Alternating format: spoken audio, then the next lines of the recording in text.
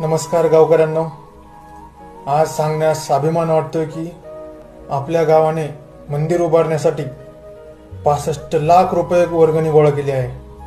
आनंदाची बाब आहे की नाही? दादा, मंदिर उभारताय खूप चांगली गोष्ट आहे, पण बाकीचे पण विषय खूप गंभीर आहेत गावात. त्याच्याकडे पण एवढंच गंभीरपणे लक्ष दिलं तर किती बरं होईल. अहो, गावातली मुलं नदीच्या किनारी जाऊन शाळा शिकतात. नीट वर्ग नाहीत पोरांना बसायला, डेस्क नाहीत बसायला. गावात एक नीटनाटकं वाचनालय नाही. गावामध्ये पेपर येतो का बघा ग्रामपंचायतीमध्ये वाचण्यासाठी तरी. असे इश्यू असताना आपण प्रायोरिटी कुठल्या विषयाला देतोय दादा? थोडा विचार करायची गरज आहे की नाही आता तरी? करा की मंदिराच्या विरोधात नाही, पण मंदिरासोबत बाकीचे पण विषय आहेतच की आपल्याकडे.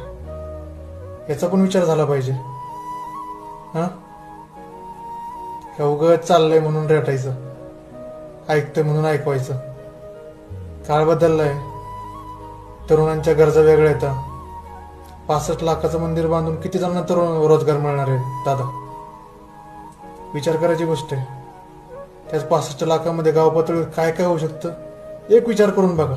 तुम्हीच करा.